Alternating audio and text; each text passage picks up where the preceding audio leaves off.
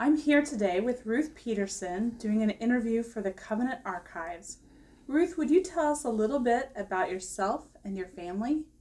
Thank you. I would be glad to, and I'm glad to be here too. Let me explain that I don't always dress this way. I broke my shoulder recently, and therefore I must wear my extra appendage today. I would like to tell you about my family. I am very blessed by a godly heritage that goes back to Sweden. All of my grandparents were Swedish and immigrated to America, and their story is one that shapes me from day one. And now as I look through things I've written down for the next generation and I reread them, I realize how formulative that really is in my life. In Sweden in the later 1800s, economically things were dreadful. People were immigrating to America and other places for financial reasons, but for religious reasons. And my family was part of that. Within the State Church of Sweden, which of course was Lutheran, it was forbidden to read the scriptures for yourself. True, many people were illiterate, but there were those who were very literate and wanted to read and study together. And they formed little groups. We would call them Bible study groups. Then they were conventicles, and they would meet and discuss. My favorite part of all of that is their questions they would ask each other. And it happened even in Lindsborg, but it happened in Sweden. Where is it written? Meaning, where is it in the Bible? And are you alive in Jesus? My family was part of that group of readers in varying ways. Småland province of Sweden experienced some revivals during that time. And one of those that was a part of that was my great-grandfather, Johannes Jansson, in the little village of Buliken, Småland. And it was a village that was besieged by alcoholism, especially in the wintertime when it was long and dark nights and days. There was very little sunshine. And that's what people did. And I do not know the story of how that great-grandfather became a believer, but he did. He was not a preacher. He was a layman, a farmer. But the stories we know from him is that he began to preach and teach to his neighbors, so much so that they built a pulpit in his yard where the neighbors could come and listen to him. And many, many were converted through this layman's ministry. That's a great heritage for me. I'm so thrilled about that.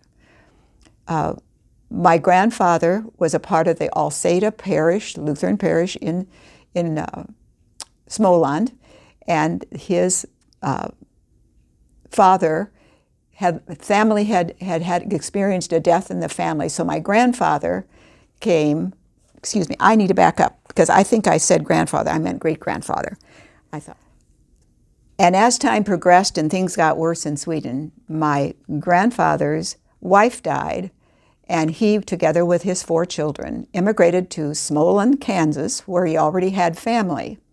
My grandfather was about 15 at that point, and they came to this little village of Swedes and began to be a part of what was then called the Mission Hill Church.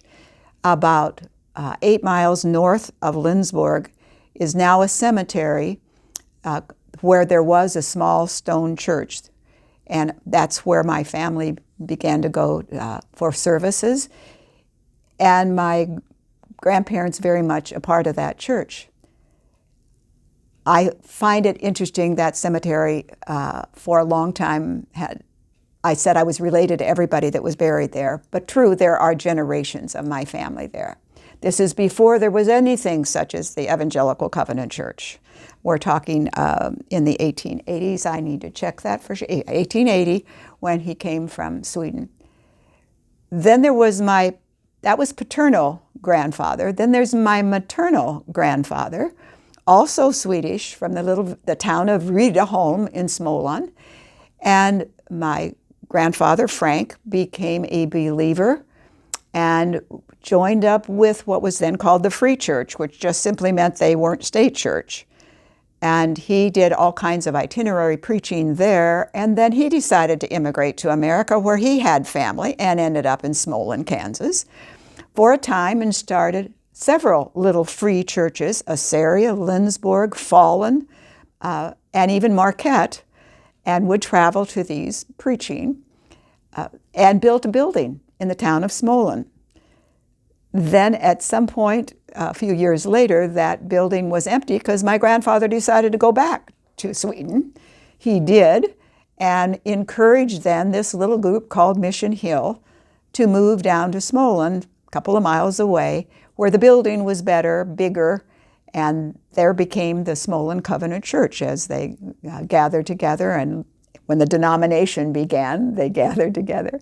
So my mother's family was part of that. My grandfather, Johnson, had been part of the Mission Hill, Grandpa Frank Drevitz and his family part of the Free Church.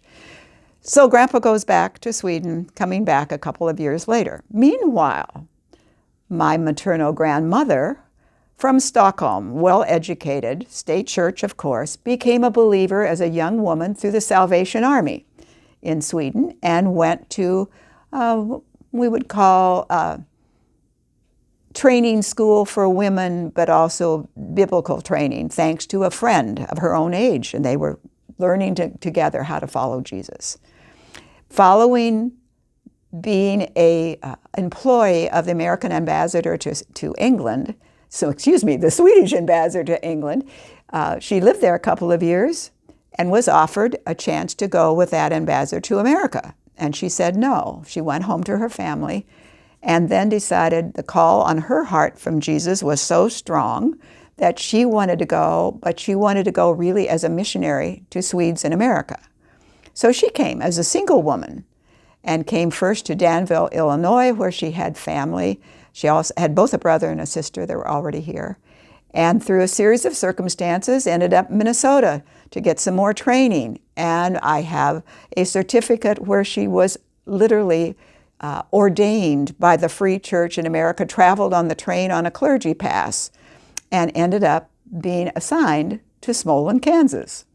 And there, as she was beginning this ministry to Swedes, showed up my grandfather back from Sweden again. And it wasn't long until they were married and traveling to all these little free churches around, preaching, singing. My grandmother was a great poet and a songwriter, and with their guitars, they did a lot of preaching. One fun story, they went to Scandia, Kansas, and my grandmother did the preaching.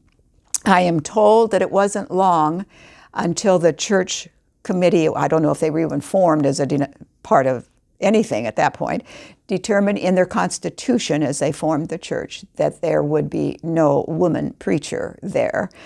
Because my grandmother was much better than my grandfather in her preaching. She was amazing. She was far ahead of her time. But she used her music, she used her biblical knowledge and the love of Jesus to share this, and was amazing. Where my grandfather, highly intelligent, but perhaps not quite as eloquent in his way of doing things. So they are married, serving little churches around here and there, and then decided to go back to Sweden. I don't understand all of this because of the travel. Just amazing to me. They did go back, and my grandfather served some Swedish Baptist churches there, and they had 6 children, 2 of whom died. And then in 1909, they came to America, immigrating first to Lowell, Massachusetts to family, then to Warren, Pennsylvania, where my grandfather served the Swedish Baptist Church, back to Smolin, Kansas, where there was family. I think it's a remarkable story. It was economically a terrible time for them. Itinerant preachers didn't have any money to start with, nor were they paid much of anything. My grandmother was a rock in all of this. Her faith was so strong. She was the midwife in the community. She was the person they went to. She was the leader.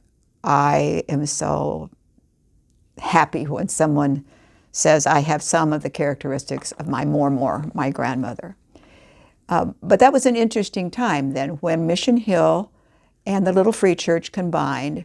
And then, lo and behold, there was a meeting, as we know, to form a denomination that began after these little churches had already been going for a while. and they decided that they would join up with this newly founded Evangelical Covenant Church, or Mission Friends. It was always the Mission Friends. So that's some of my background in getting to America and why it's so important to me, because this was all happening. My grandparents were delighted to be called part of the Lesera, or the readers, because they were steeped in studying the Bible for themselves. What a great heritage. What a great one. So that's where I came from. I'm so glad that I have in book form both stories for my children and grandchildren to have as their heritage to read, and hopefully to read and just say, I want that too, which is what I felt. So that's the beginning of my story. Now where do we go? Did you grow up in the Smolin Covenant Church, and what is its history? Okay. The Smolin Covenant Church, as I said, started after these Mission Hill and this little free church combined, and then came World War II. And the church was growing, very active. So much part of my family, all my relatives were part of that church.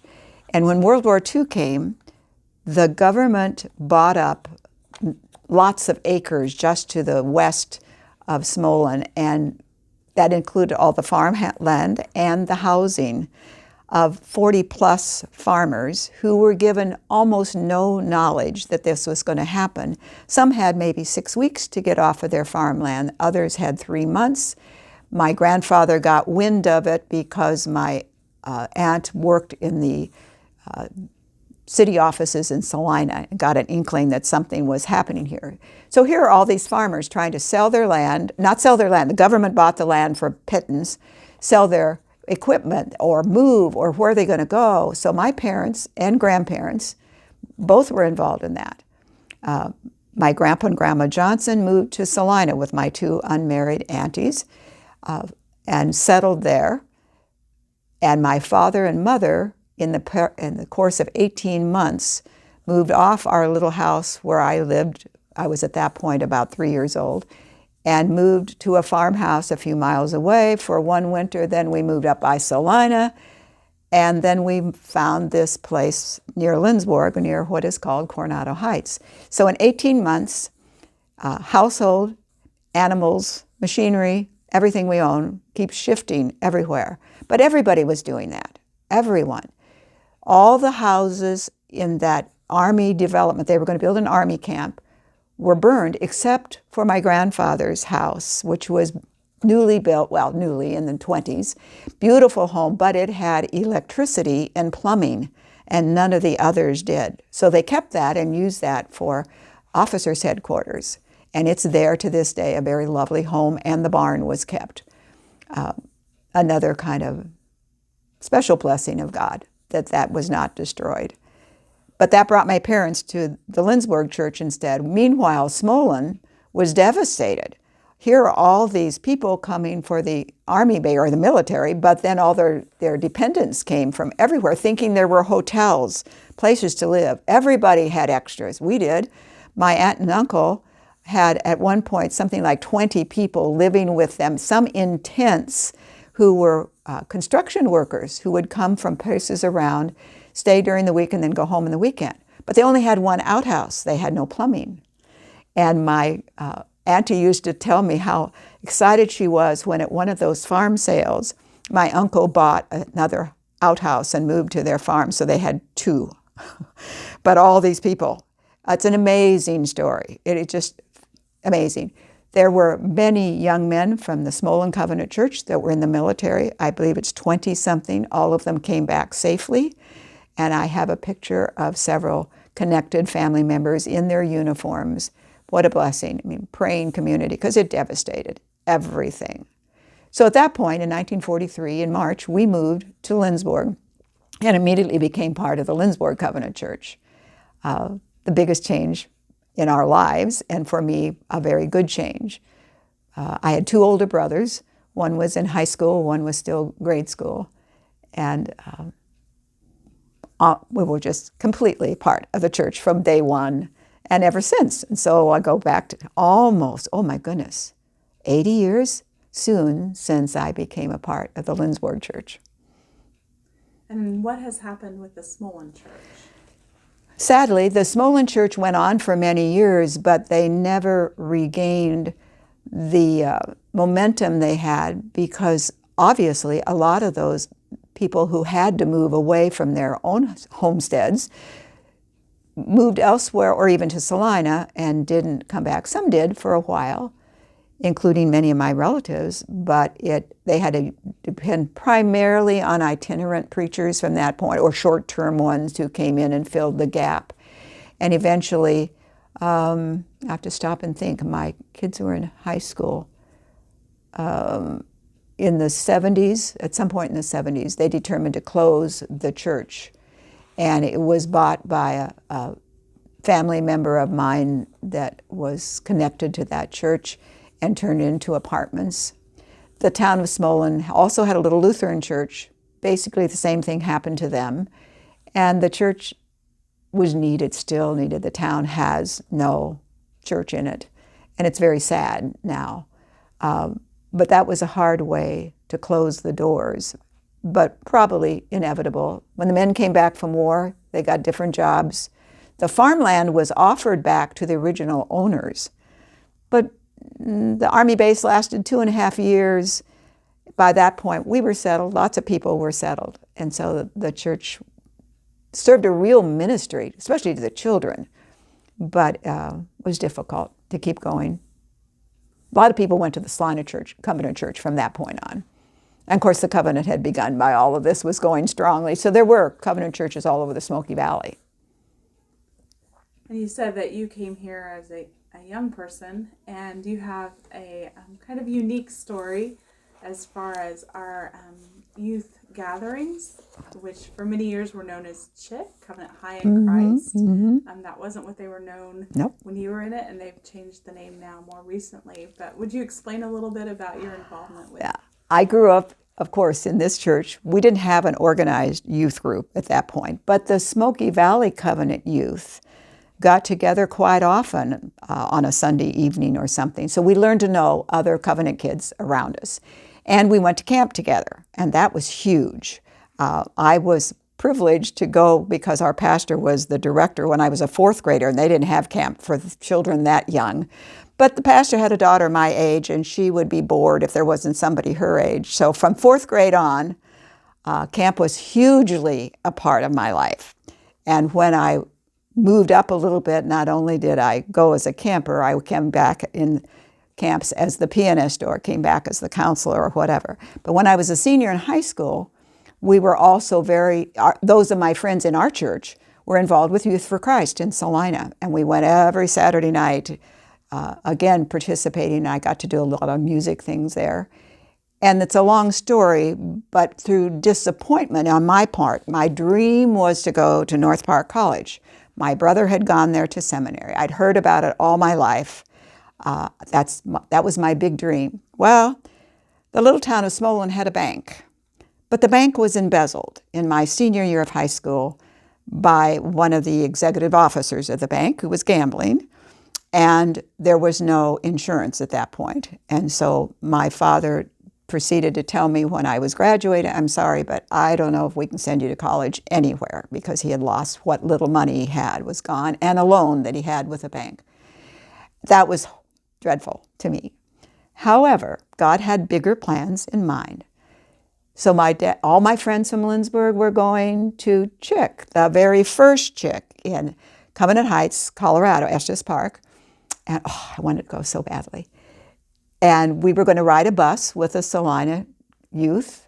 And I just almost hated hearing them talk about it, because Dad said, I can't do that. Well, on Sunday, the bus was leaving Sunday evening. On Sunday morning, an announcement was made in our church that there had been a crisis. I don't know if it was a death or something had happened for one of the campers who was no longer going to go. So not only was there a seat on the bus, but at least there was a place for another camper. And a lady from our church came to my parents and said, could she go if I pay the fee for the week? And I can hardly believe it till this day. And my parents thankfully said yes. And we scrambled so fast to get me packed and ready and meet that bus to go to Chick. At that point, Chick was the first time they'd had it, 1956. They had two, and the one we were going to in Colorado was everything west of the Mississippi, I guess it was. And I was so excited. It was wonderful. It was a changing point in my life, to put it mildly. I already knew Covenanters of my age because of camp and because of our Smoky Valley gatherings, but this was the larger thing. And I can't remember the number we were there. Were we 300 that first year? I've forgotten. But it was exciting to me in that the setting was beautiful. The speakers, the fellowship, a lot of Covenant important people from a teenager standpoint were there. Great preaching, great music, all sorts of things. Little did I dream that I would really participate in unusual ways, in that it was a political presidential year, and so they did it like a campaign. And we had all kinds of fun stuff. You could campaign for some office or whatever. I don't know why I decided to campaign for Secretary of State, but I got it, which meant I even had to lead some meetings, which was kind of fun. I was involved in a lot of music things because people from this area knew that I could do that. And then we had a drama we put on during the week. You got to be a part of that, let alone the fun and the activities, the sports things, and those who wanted to do climbing in mountains and whatever. It was an amazing week, an amazing week. So by the way, the president that was chosen from the campers was Don Franklin from Minnesota. And then at the end of the week, they announced that we're going to send 2 representatives to the Eastern Chick, which would be in Mission Meadows, New York. And those who will be going are Ruth Johnson and Don Franklin. And I thought, oh my word. And how am I going to do that? Now, my father didn't want to send me to Chick in Colorado. But if I could, I can't remember now, if I had to get my own way to Chicago, but from there on, all expenses were taken care of. So I came home as excited as could be, wondering how it would happen. And it did. And I got on the bus with the Chicago bunch and went out to Mission Meadows, New York, lovely setting. And when I got there, I was asked, would I mind being a counselor? I said, a counselor? I'm the same age as the ones who are here as campers.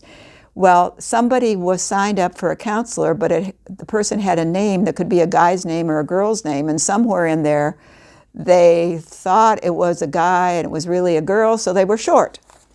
So I became a counselor for girls, all East Coast girls, different lifestyle than my farm style in Kansas. Great experience there. And the North Park, what they then called gospel teams, traveled in the summer representing the school. That was a music team and a promotional team. They had been at Chick, but they were out at Mission Meadows as well, and asked if I would like to go with them one day. And we did. We got to go to Chautauqua, New York. I was only a few miles from Warren, Pennsylvania, where my grandparents had served, but I didn't know how close, like 10 miles, which is kind of sad for me. But what a great experience again. And then at the end of the week, 2 of the men from the executive office and in charge of Chick said, are you interested in going to North Park? And I said, of course I am. That's my big dream, but there's no way financially, none. And they said, we're going to stop in Chicago on the way home, and you need to see the campus because you've not been there, have you? And I said, no, but I know all about it, but I've not been there. So they gave me a tour of the campus and then asked, would I come if I had a job and a scholarship that would take care of a lot of my expense for that year? And my parents agreed, which was wonderful. And my father took his one and only job off the farm. He helped build the Sanzane Art Gallery in our town that winter in order to have enough money to pay for my expenses. And that was a remarkable 2 years of my life. It was remarkable musically. It was remarkable in the sense of Chick had taught me this whole wider covenant thing where we're not alone. We're not just this little church in Kansas. We're a family everywhere. And the connections I'd made at Chick, lo and behold, a lot of them are on campus with me, which was wonderful. The experiences of those 2 years, spiritually, musically, physically, it just gave me a sense of wider world out there. So I had said to my favorite aunt here in Lindsborg, someday I'm going to live at least 600 miles from Lindsborg. That's about Chicago. And she said, I don't think so. I think you'll live within 10 miles. Well, actually, I'm not quite 3 miles from where I grew up, but at that point, my world expanded. Lots of missionaries coming and going on campus, even at Chick. And I saw that big, brighter world that I saw in my own church, but I saw it in a different way. Remarkable to me. And the whole Chick experience was so valuable. Still have contact with some people from those days. It's a long time ago. Now, you did go ahead and get married. Mm-hmm. You had 3 children. I did. Did they take part in Chick? Yeah, my husband was a Covenanter from Marquette, Kansas.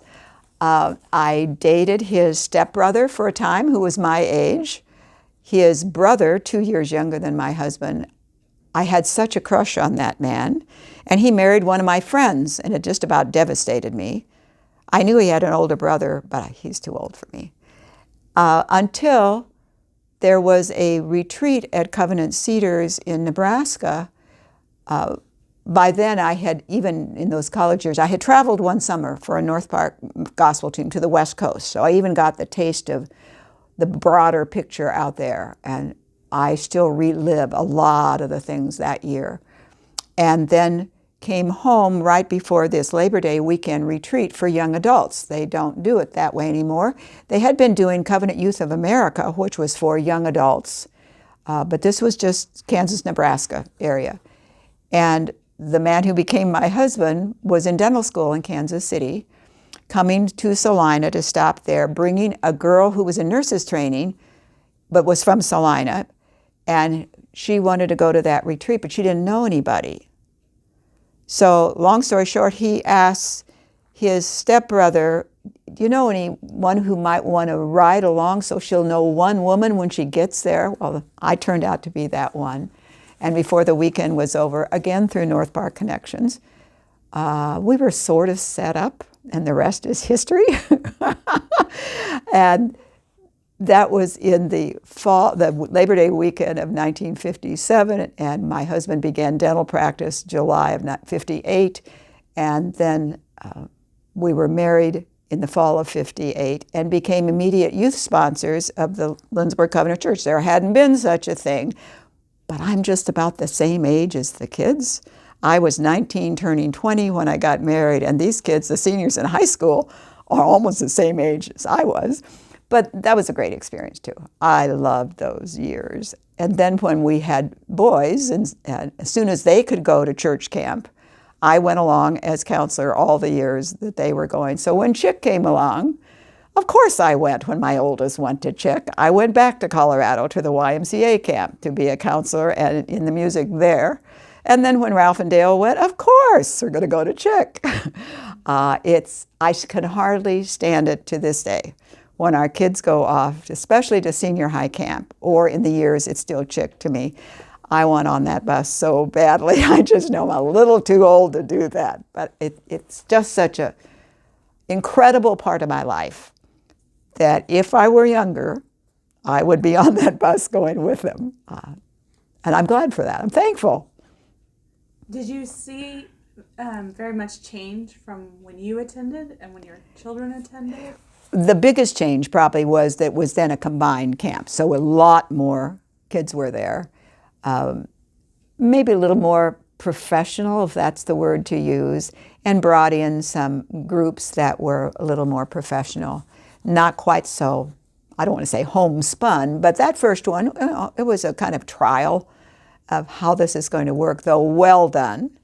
And the other thing in both cases that was good for me, I don't know if other youth recognize it, I learned to know some of the leaders in our denomination, especially that first Chick in both camps. That was incredible for a young person. And when I got to North Park, my freshman year, the president of the covenant was Dr. T.W. Anderson. He had been my grandfather's neighbor at Smolin, Kansas, and he greeted each freshman. And I said, I'm Ruth Johnson from Lindsborg, Kansas. Oh, you're Algot and Mary's granddaughter, aren't you? He had a phenomenal memory. But I thought, he's the president of the covenant, and he knows my grandma and grandpa. It was such a family tie. And that was so true in those years. I had such a sense of family. These are my family when we traveled that summer with music team on the West Coast or choir tour, wherever we went. This is our family. And I still think about it. There were guests visiting Lindsborg from Kingsburg, California recently, and two of my friends met them downtown Lindsborg. And in the conversation, they end up finding out they're part of the Kingsburg Covenant Church. And they told me about it, wished I had met them. And I said, I remember being there. I remember sitting at the piano, and Rayford Johnson, the Olympic athlete, was a part of that church. Kind of a story like Blindside was what the movie was called, much like that. And I thought, oh, wow, here I am, this young 18-year, 19-year-old. Wouldn't it be fun to meet him? And I turn around and he's right behind me where I'm sitting at the piano. And I haven't forgotten to this day. I have a diary of that travel. But it was family. And the connections you began to make. Oh, you served in Kansas as a pastor, didn't you? Or here's a pastor that had been in our church. That was wonderful. What would you like to see for the future of Chick? Now, I haven't been in many years, and I think because so much in culture has changed, it would please me to know that young people know their heritage, whether they are Swedish or not is even immaterial, but we need to know where we came from. And families don't live as close together as they used to. Even in the Smoky Valley, we don't get together as churches like we did. We don't have mission conferences. We don't have youth meetings together. We've lost some of that and become more independent. This group, that group, but we're not family. And I'm sad about that because it doesn't make any difference what ethnic background you are. You can still be part of that family, but you need to know the connection or where to make the connection. So when it comes to things like Chick or Unite, I get a little concerned. I haven't been there, so I can't criticize. That is any of that reflected still so that youth will go home not just with the sense I had a lot of fun, I had wonderful teaching, maybe even became a believer during that week, and I'm going home to family, but the people I met there are also part of the covenant family. And I want to know more. I want to carry that on because we get so independent. And that concerns me. The style of music has changed, obviously, but so be it.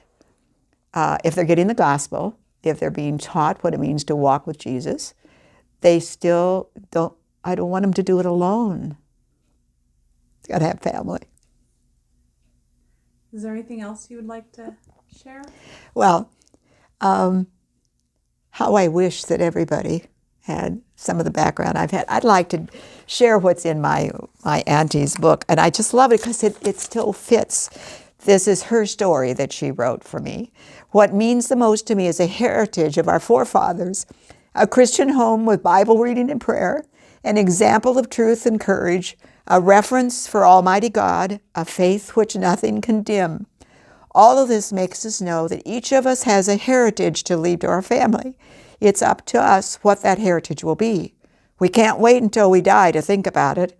It is so with all heritages. We must build it into our lives each day. But unlike money, we give it not just at death, but every hour that we live. A great responsible living, but a great privilege. We ourselves are not indispensable, but the heritage we leave is.